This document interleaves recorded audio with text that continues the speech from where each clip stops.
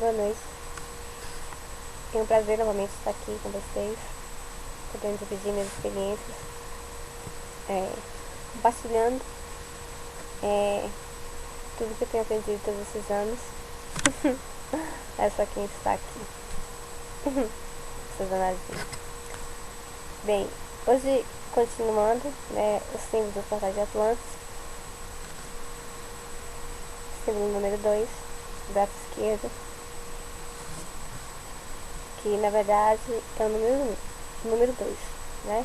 Não é só o número 2, ele realmente é o número 2. Eu estou realmente falando do número 2, que é as duas energias gestoras, masculino e feminino, positivo e negativo, e fusão. Basicamente o símbolo fala exatamente disso. 2 se referindo às duas energias, positiva e negativa, masculina e feminina, e a fusão dessas duas coisas. Aí agora a gente vai destrinchar sobre o que significa isso no miudinho, né? No mundo espiritual, né? Ela está dizendo para o mundo físico o que isso que realmente quer dizer pra gente. Bem, a primeira coisa que a gente precisa entender é que essa energia, esse símbolo energético, ele está bem próximo do número 1, né? Logo abaixo do número 1. Que o número 1 fala exatamente de quem é Deus, né? Que Deus é 2, né? Ou seja, que ele também tem as duas polaridades, masculina e feminina, né? Que são 2, o Deus e a deusa. Por quê? Que está logo abaixo. Porque ele nos convida a ser como ele. Ele nos convida à divindade. Quando a gente se reconecta espiritualmente, quando a gente alcança os níveis espirituais esperados, a gente alcança a divindade. E a gente alcança, mas fica abaixo do Deus Supremo. Mas a gente alcança. Então, por isso que ele está próximo. Esse é um símbolo próximo do Deus que nos governa. Porque é um convite. Essa é a primeira coisa a ser aprendida quando a gente estuda os símbolos. Mas deixa eu esquentar aqui. Eu escrevi que é muita coisa. Parece simples, mas não é. Parece simples, então eu tentei colocar aqui na ordem para tentar facilitar as coisas para que fique mais fácil de vocês aprenderem, mais fácil de vocês assimilarem, mais fácil de vocês colocarem isso na prática. Então, uma outra coisa que vocês precisam aprender é que quando você diz assim, Deus, já tendo a consciência de que não é Deus, que é 2, que é o Deus e a deusa, você não o ofende. Ao contrário, você o honra quando você diz o Deus eterno, o Deus que nos governa, o Deus supremo, qualquer outra coisa que você o eleve. Você não o ofende quando você diz um. Você o honra, porque você está afirmando que ele é união, que ele é um só com a deusa. Então você está o honrando. Você não o ofende. Então você só pensa assim, eu já sei que ele é 2, eu tenho que chamar o Deus e a Deus. Não, não precisa. Aí você está separando. Não precisa. Você só precisa ter essa concepção, essa consciência. Mas para você se referir a ele, você se refere como se fosse um. Porque é assim que ele quer. Ou seja, é assim que ele é. Ele é fusão. Os dois é uma fusão.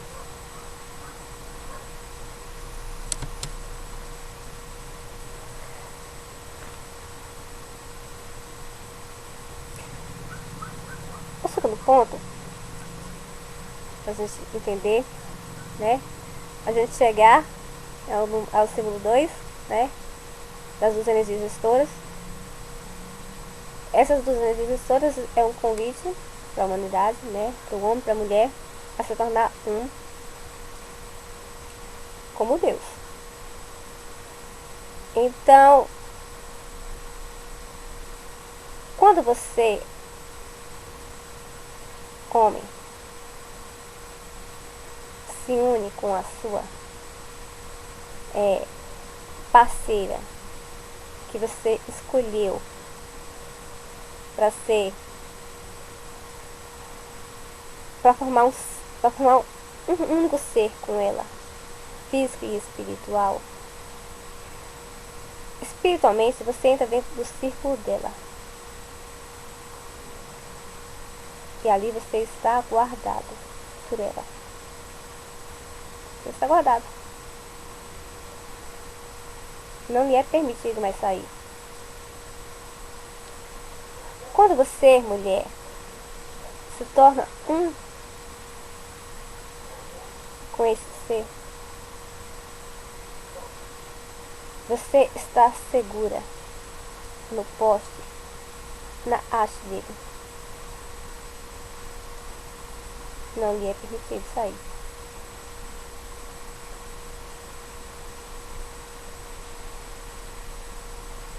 Vocês estão entendendo a espiritualidade disso tudo? Não é prisão.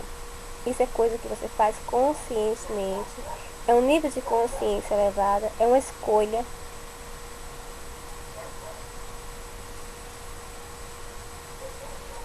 E como escolha cada escolha que a gente faz na vida requer privilégios e sacrifícios, né?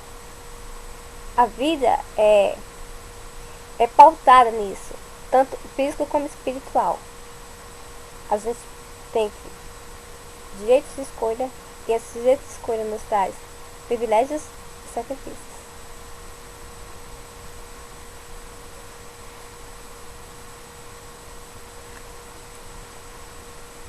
A terceira coisa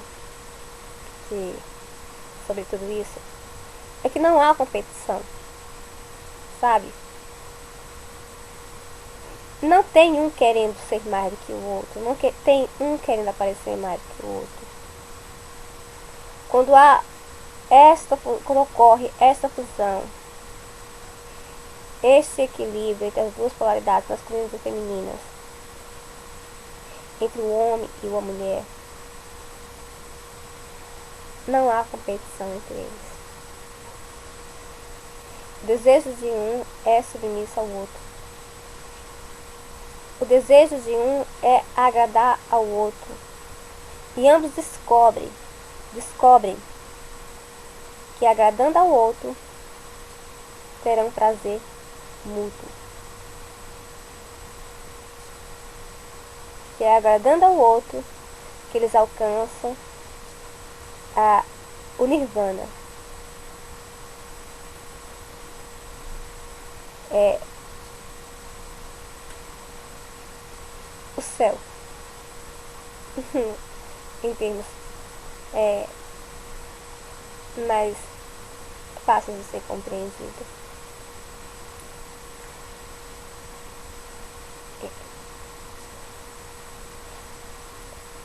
Quarto ponto, ambos se tornam inseparáveis.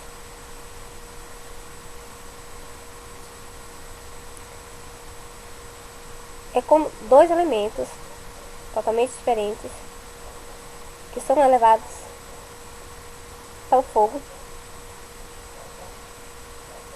e ocorre uma reação química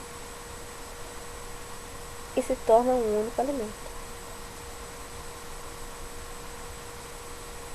A partir do momento em que houver essa fusão de corpo, mente e espírito, todas essas mudanças ocorrerão.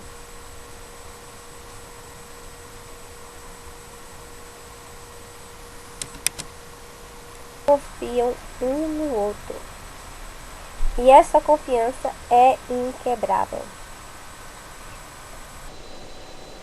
Este é um ciclo inquebrável.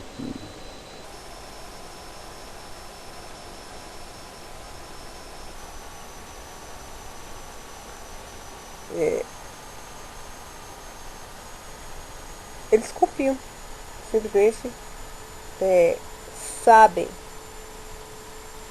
porque ambos começam a adquirir todas as vezes que eles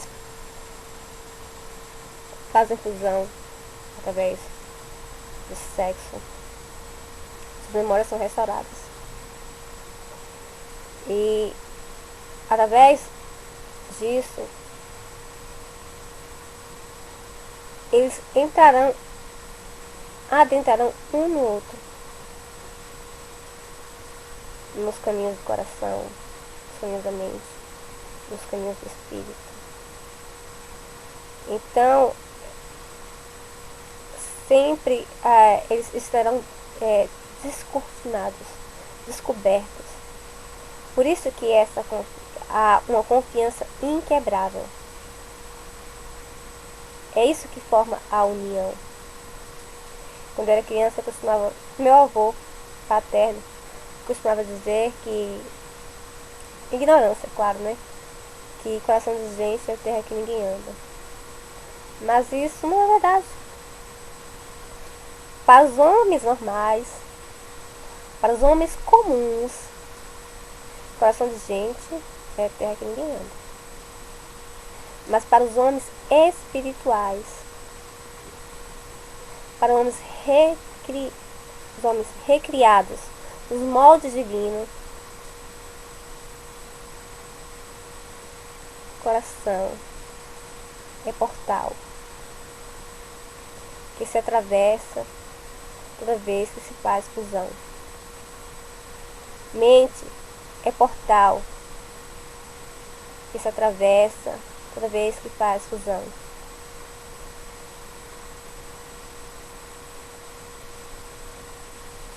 Isso é fato. E isso é coisa que a gente aprende com a experiência nisso. Sabe, a gente ouve, a gente precisa ter experiência para entender melhor.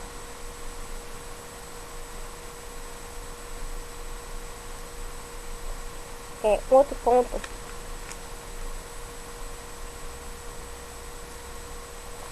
a chama do amor que os envolve está sempre acesa. Queima até o que já foi queimado. Interessante isso, porque foge à física.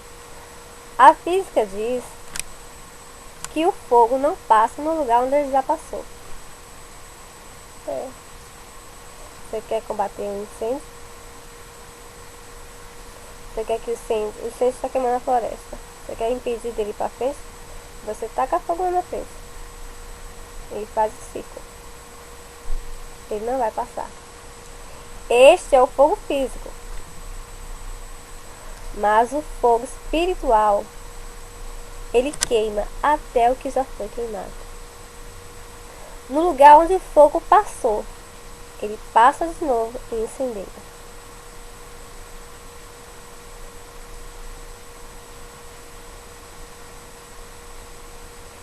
É diferente, né?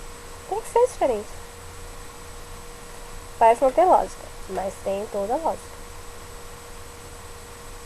Ele incendeia até o que já foi queimado.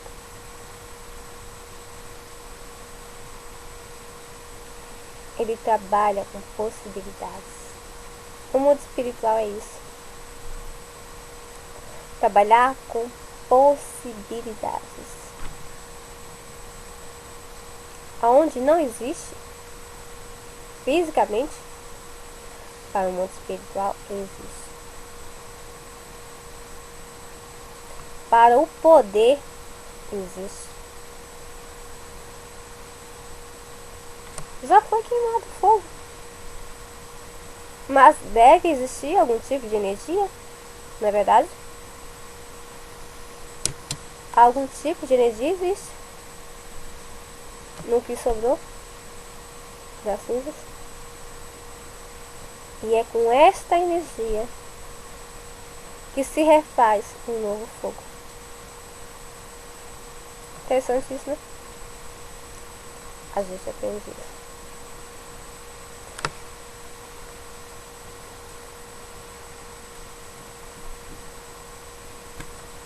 Nunca se saberá onde começa e onde termina. Eu acho essa parte linda, sabe? Essas coisas que, quando eu aprendi, eu fiquei entusiasmada. E o exemplo que eu aprendi sobre isso foi do Ouroboros, né? Aquela serpente com o próprio rabo. E as duas serpentes, uma comendo o rabo da outra.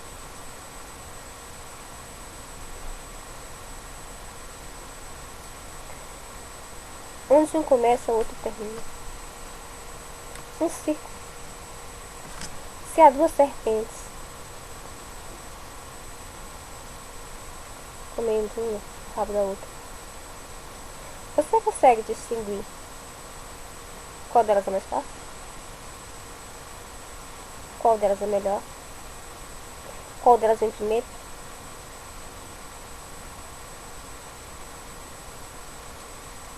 Não, elas são iguais.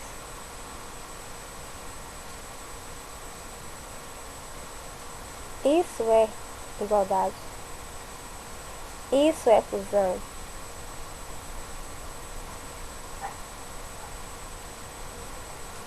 Isso é união.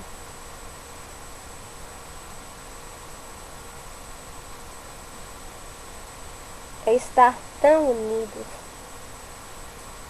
fisicamente e espiritualmente, que nem o ar atravessa.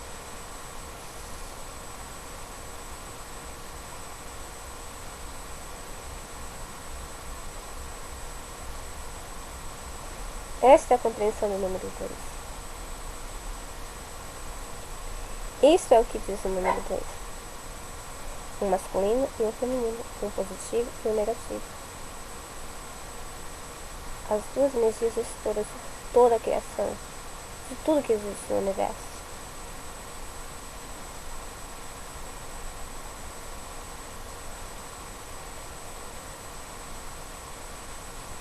Então,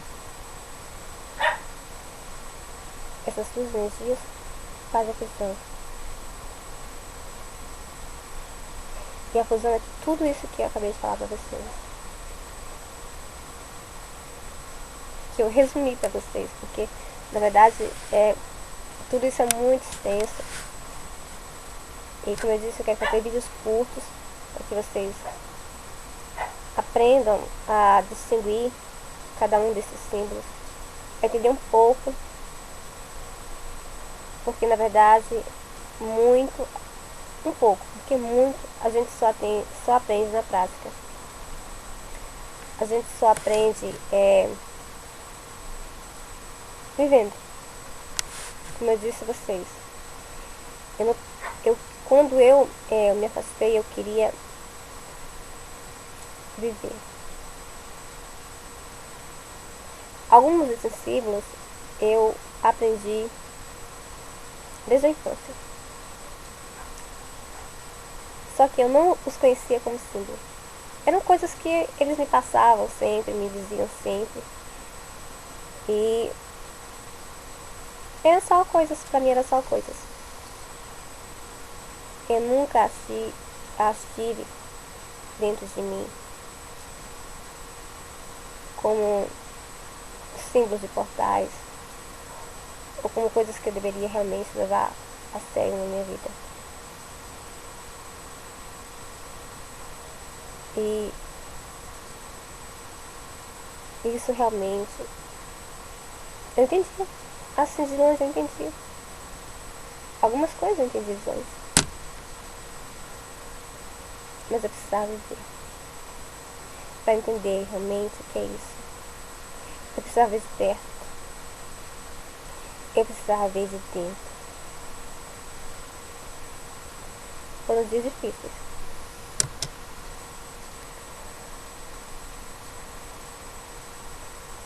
Foram experiências muito difíceis. Mas eu aprendi o que elas realmente significam na prática. O que elas realmente significam na nossa vida espiritual. O poder que elas realmente têm. É a energia de cada uma delas. Porque cada um desses seres tem uma energia diferente. Porque eles têm uma direção diferente, uma intenção diferente, um propósito diferente na nossa vida. E o primeiro passo que a gente tem que fazer é entender. O segundo passo é aplicar. E o terceiro passo é ver.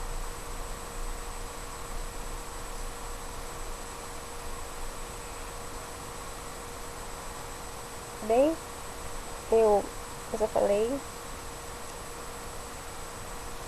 um pouco sobre isso, porque, como eu disse, não dá pra falar muito, então você tem que viver. E eu vou ficar por aqui. Vou deixar vocês refletindo sobre isso. E depois eu volto com o terceiro símbolo para vocês. E como eu disse, vocês têm a obrigação de não apenas acreditar no que eu falo. Vocês têm a obrigação de verificar a verdade com as suas experiências, com os seus conhecimentos, tudo isso. Então, por só, salão, namastê, saudações a todos.